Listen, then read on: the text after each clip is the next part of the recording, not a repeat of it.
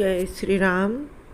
कहते हैं हनुमान जी का पूजन यदि विधि विधान से किया जाए तो जीवन में आ रहे सभी कष्टों से मुक्ति मिलती है। वैसे हनुमान जी की पूजा का विशेष दिन है सप्ताह में 2 मंगलवार और शनिवार। लेकिन हनुमान जयंती के दिन अगर उनका विधि विधान से पूजन किया जाए तो हमारे जीवन की हर समस्या का समाधान हमें मिलता है। और चैत्र माह की पूर्णिमा तिथि के दिन हनुमान जयंती मनाई जाती है। इस बार यह हनुमान जयंती बहुत वर्षों बाद विशेष संयोग, पंचग्रही संयोग के साथ आ रही है और शनिवार भी है। यदि ऐसे में हम कुछ ज़रूरी जो सेवा है प्रभु की करेंगे अपनी ज़रूरत के अनुसार तो हमारे सभी मनोरथ पूर्ण होंगे।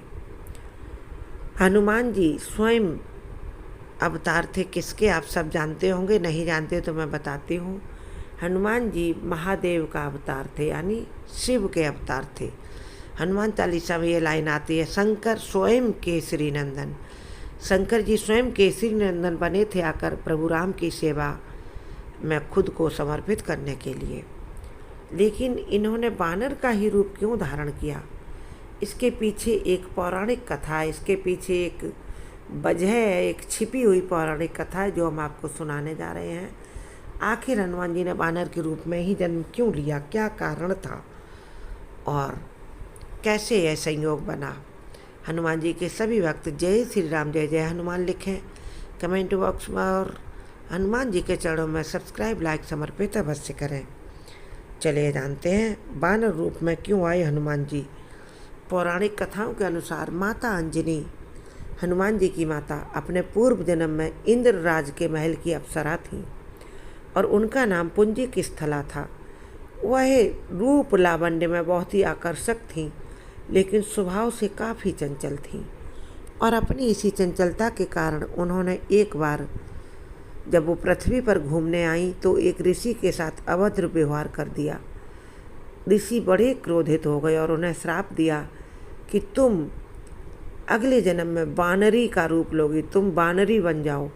इस श्राप को सुनकर अप्सरा कुंजिक स्थला बहुत दुखी हुई, रोने लगी, पछताने लगी और ऋषि से क्षमा मांगने लगी और उद्धार का उपाय पूछा। फिर ऋषि ने उन्हें क्षमा करते हुए कहा कि तुम्हारा बानरी रूप परम तेजस्वी होगा और तुम एक यशस्वी पुत्र को जन्म दोगी। जब भगवान श्री राम मानव रूप लेकर के त्रेता में आएंगे तब वह उनकी सेवा में समर्पित होने के लिए एक तेजस्वी पुत्र के रूप में तुम्हारे यहाँ जन्म लेंगे। तपस्या में लीन ऋषि से श्राप मिलने के पश्चात एक दिन पुंजिक स्थला जो अप्सरा थी उससे देवराज इंद्र ने मनचाहा वरदान मांगने के लिए कहा। तब पुंजिक स्थला ने इंद्रदेव से कहा कि यदि संभव हो तो इस ऋषि के द्वारा दिए गए श्राप से मुक्ति प्रदान करें, हमें मुक्ति मिल जानी चाहिए। ये पौराणिक कथा शुरू हो चुकी है, वहाँ पर शुरुआत थी। तो इंद्रदेव के पूछे जाने पर पुंजिक स्थला ने बताया कि मुझे प्रतीत हुआ कि वो ऋषि एक बानर है और मैंने उन ऋषि पर फल फेंकना शुरू कर दिए, परंतु वो कोई साधारण बानर नहीं थे, अपितु वह बानर रूप में परम तपस्वी साधु थे, बानर रूप में तपस्या कर रहे थे। मेरे द्वारा उनकी तपस्या भंग होने के कारण उन्होंने मुझे श्राप दे दिया। जब भी मुझे किसी से प्रेम होगा तो मैं बानर का रूप धारण कर लूँगी। मेरा ऐसा रूप होने के बाद भी उस व्यक्ति का प्रेम मेरे प्रति कम नहीं होगा। इंद्रदेव ने पूरा वृतांत सुनने के बाद कहा कि तुम्हें धरती पर जाकर निवास करना होगा, वहाँ तुम्हें एक राजकुमार से प्रेम होगा, वह राजकुमार तुम्हारा पति बनेगा। विवाह के पश्चात तुम शिव के अवतार को जन्म दोगी और फिर तुम्हें इस श्राप से मुक्ति मिल जाएगी।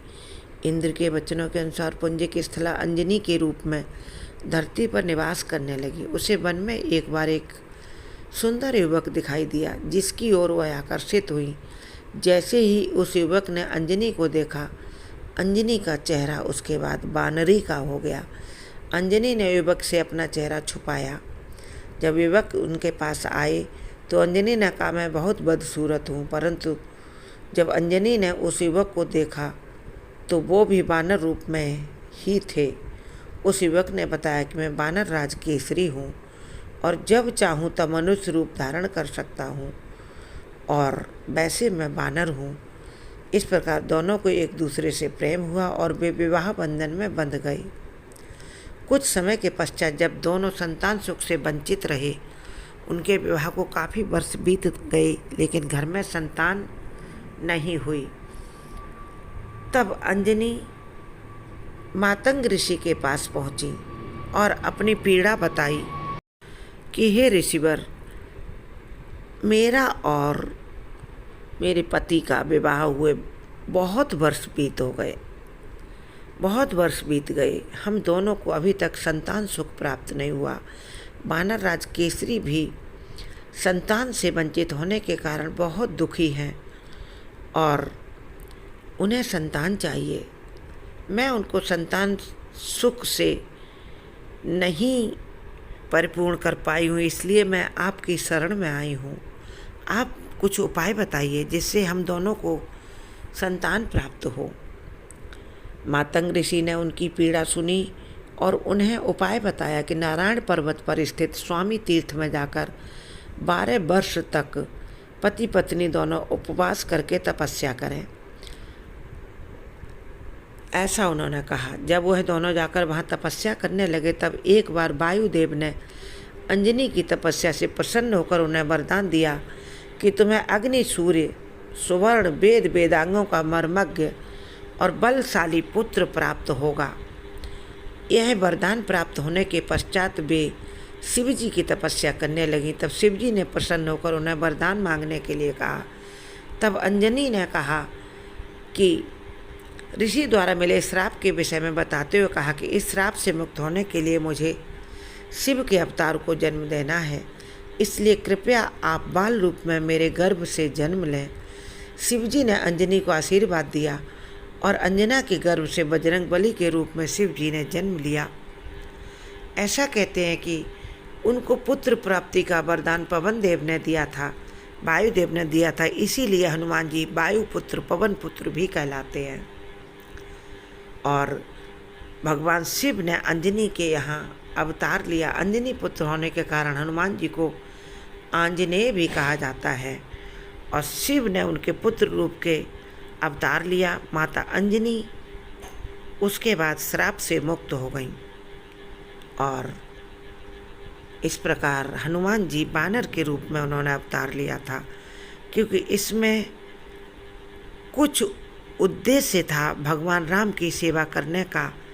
शिव का अवतार लेने के बाद शिव ने जो अवतार लिया वानर रूप में भगवान की सेवा करने के लिए, कुछ संसार को उपदेश देने के लिए, कुछ सीख देने के लिए कि यदि संयम से रहा जाए तो वानर भी भगवान की सेवा करते हैं और वानर भी मानवता मात्र को सुख दे सकते हैं। इस प्रकार एक परम संदेश के साथ भगवान शिव ने अंजनी माता के यहाँ अवतार लिया था वानर के रूप में।